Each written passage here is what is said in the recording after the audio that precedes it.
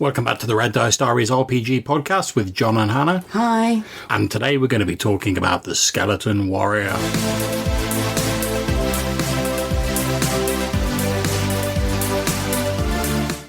Okay, so as we said before the introduction, we're here with a slightly later than usual monster episode.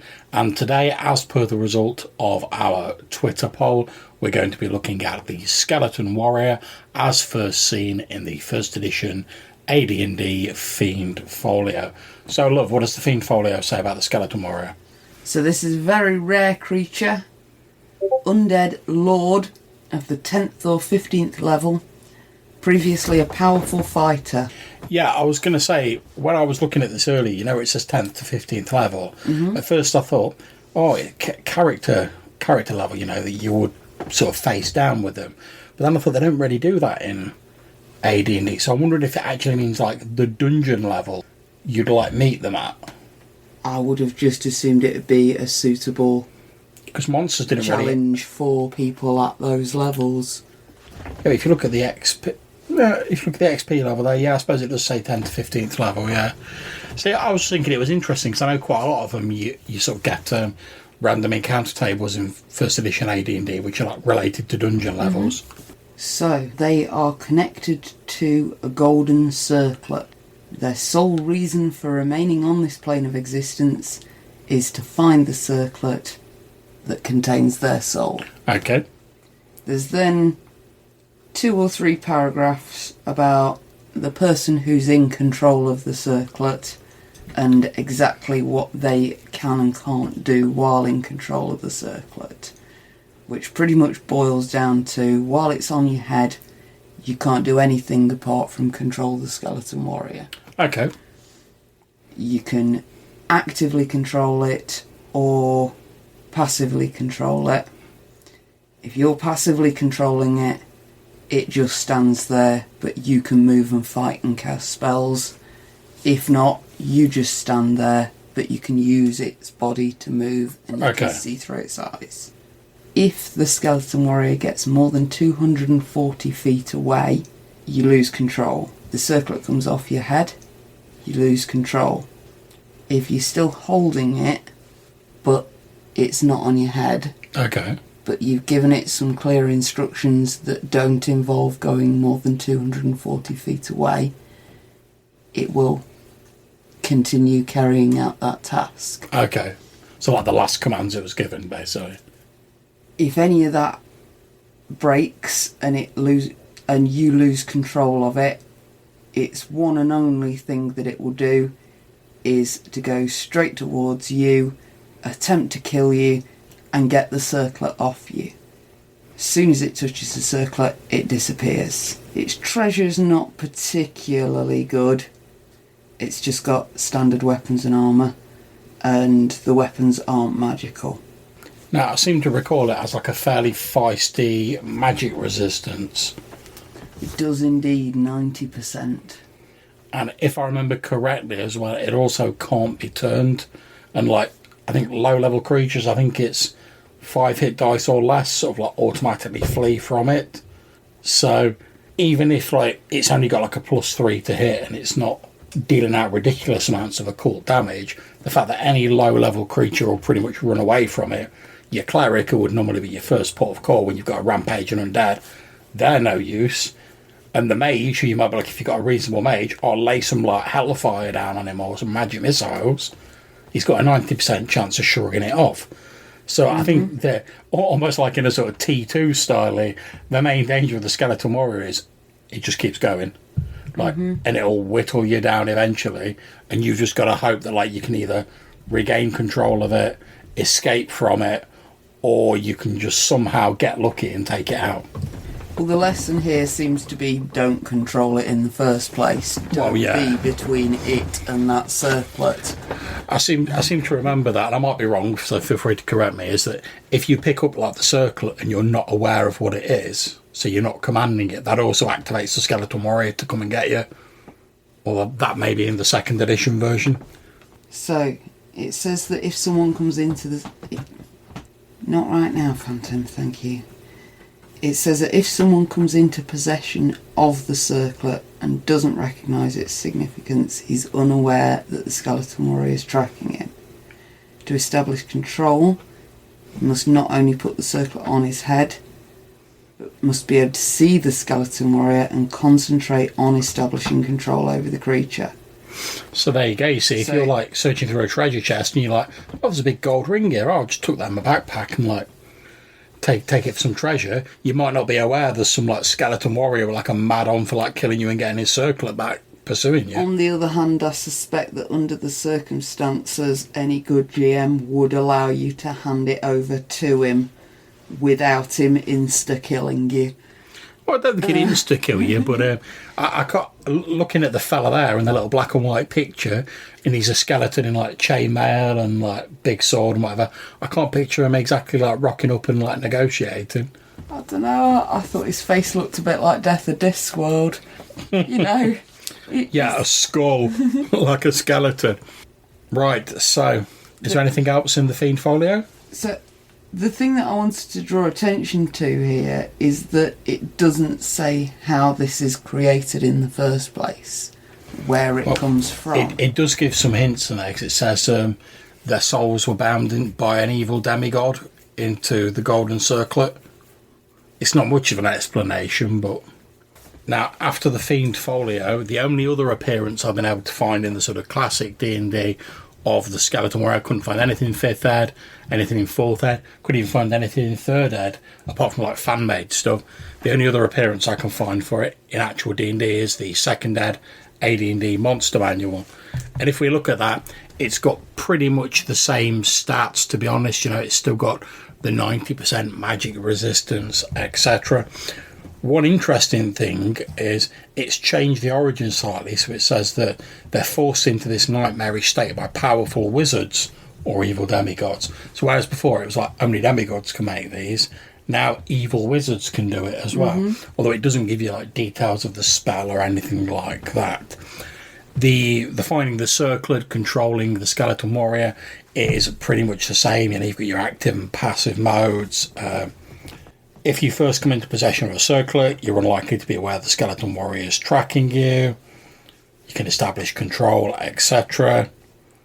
In this case, it specifically says the skeleton warrior continues to approach, attempting to destroy the character and gain possession of the circlet.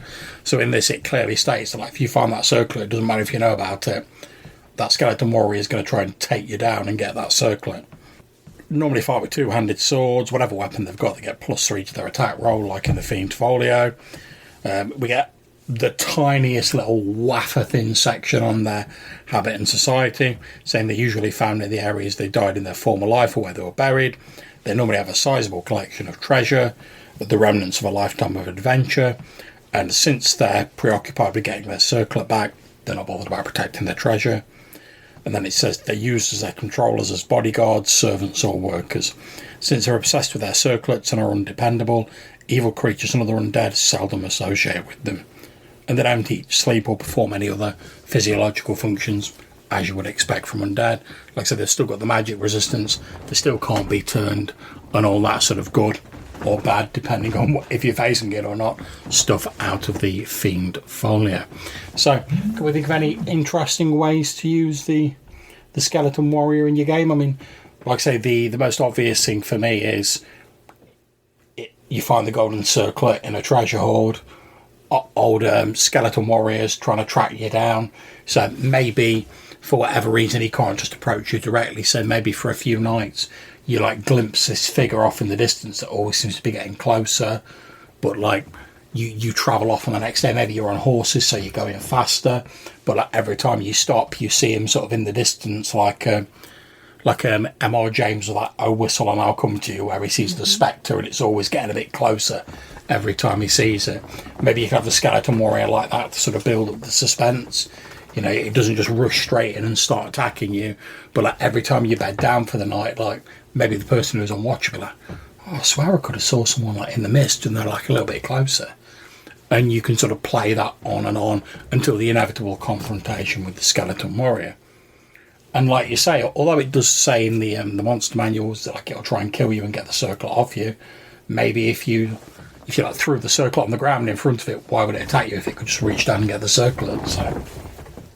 So yeah, that'd probably be sort of the story I'd be looking to do, something where someone else has already got control of this creature, and it's about either you putting yourself between the creature and them because you care about that character for whatever reason, or it's about you trying to get the creature out of the way long enough that you can break their control and let them deal with the consequences. Creature. Yeah. I mean, I made the comparison to like Terminator 2 early on, and I think you could get a lot of fun and a lot of enjoyment from like really sort of like playing that up to the hill. Because let's face it, although the liquid metal Terminator in Terminator 2 is dangerous, it's not the main danger, is it? It's Skynet that like controls it. And you've got the same with the Skeleton Warrior. It's dangerous, but the person with the circlet's the one controlling it. Whereas it's probably just because it's coming up towards Halloween and I'm feeling nostalgic. But I was thinking more of like Doug Jones in Hocus Pocus, where they raise up this zombie to do their bidding because they're evil witches, and they raise him up and he can remember them from life and he hates them. See, the only thing with the Skeleton Warrior is like, even if it did, it wouldn't be able to do anything about it because it's controlled by the circler. However, obviously you're the GM, you're in charge of your game. What if like the circlet's been damaged? Maybe every day it's used, maybe there's like a 1 in 10 chance it like doesn't work properly or whatever.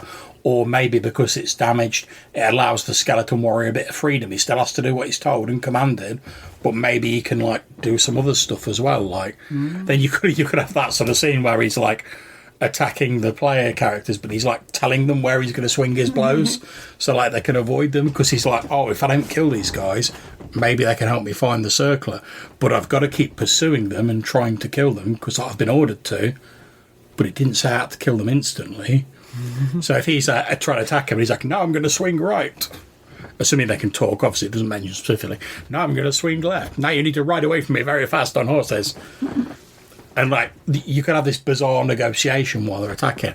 But I'm going to drag it back to Terminator 2 because like I love that idea. Because like the iconic scene in Terminator 2 where he runs after the car. Is it Robert Patrick? Yeah. He like runs after the car, and he's like, the thing is, although he's like looks like he's running fairly constantly, he never gets tired, so he keeps going. And I think the way it describes the Skeleton Warriors, they're exactly the same. They're undead, they never get tired, they're always focused on their one goal, which is to try and get their circlet. And like I say, Terminator 2, his goal is to kill John Connor. That's all he focuses on, and everything he does is to further that aim. And although it doesn't say specifically in there, I think depending on what orders you give the Skeleton Warrior, if you were like, go and kill these people, and the Skeleton Warrior has its intelligence, and it's like, oh well, if I collapse some boulders to like cause an avalanche, that's going to help. That's going to funnel them into this area where I can kill them more easily. Surely it would do so because it's carrying out its orders. So I think you could do like a fantasy version of like Terminator with like this unstoppable, seemingly like thing just constantly pursuing them, always trying to get at them. And rather like the T2, they throw weapons at it, they blow it up, they do all manner of stuff, and it just keeps on coming. So like with a lot of these monsters, it becomes about like finding its weakness, which obviously we know for the Skeleton Warrior is the circlet. So, well, that's another element to it, of course. Once you've got this gribbly thing after you, how long does it take you to work out why? And that could be a whole story in itself. Yeah, exactly. And once you work out why it's after you, let's say it's been commanded to rather than you've got the circlet. Because obviously if you've got the circlet and you're like, oh, it's coming after this thing, like we said, I know it says it's trying to kill you, but surely if like the circlet was between you and it would go for the circlet first because it's obsessed with it. So that's how you could avoid that. But if someone's commanded it to come and kill you and they've got the circlet, even once you've worked it out, you've got to elude it for long enough to be able to find out who's got the circlet and either get it off them and give it to the Skeleton Warrior, or find some other way to like dampen it. So you could have a whole like cat and mouse sort of chase where you're almost like a sort of ticking clock where you're doing an investigation trying to find out who's got the circlet and who's controlling it, but you can't afford to be too slow and sort of lackadaisical about it, because if you take too long, here comes the skeleton warrior again. So it could be used as almost like a prompt to like keep sort of moving an investigative scenario along, which I think would be quite cool, to be honest. And because it's so like nails, it's not like you're just going to like bounce into a combat with it and take it out very easily in a few rounds of combat, is it? Because your spell isn't going to do anything, your cleric's not going to be turning it. Another interesting idea. You've got your evil wizard. He sent his skeleton warrior out after you. It's had to leave that 240 feet range. Yeah. But it's under orders to come back once it's killed you all. Something else happens to the evil wizard in the meantime. He drops dead. He's hidden the circlet somewhere. Skeleton warrior's got no idea where it is. Until someone else finds it, he's going to be searching for it. He's going to be searching for it, but he doesn't know where it is.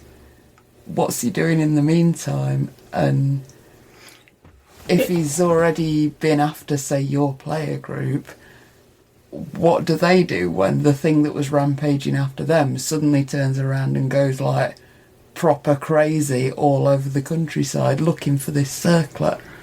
Yeah, I think you could possibly do an interesting sort of spin on like a ghost story as well, where maybe a few people have like seen this sort of figure lurking around. They don't know it's the skeleton warrior like after the circlet, and the skeleton warrior is obsessed with the circlet. But if you've got nothing to do with it and you're not in its way, it doesn't sound from the descriptions in these two books like it's going to go out of its way to kill you just out of malice, because it's too busy like thinking, where's the circlet? I've got to get the circlet.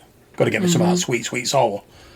So I think you could potentially, what if you had like a village calls in the player characters and they're like, we think our village is haunted. We keep seeing this like this skeletal like figure knocking around, and then when the player characters do find it, maybe they, like you say, it was under the control, it was sent to come back to this village, the guy's dropped dead but he's hidden the circlet, the skeleton's now looking around the village for the circlet. Maybe the player characters can help it.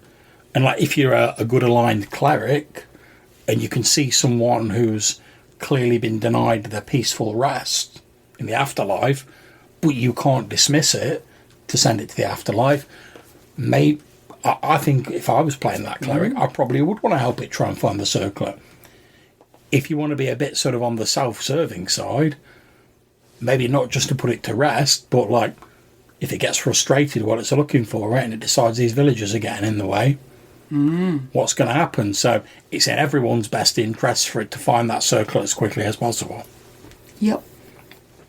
So that's it for our episode on the Skeleton Warrior, who has a quality piece of artwork in the AD&D Second Ed Monster Manual. Looks a little bit like Skeletor, which I'm all in favour of.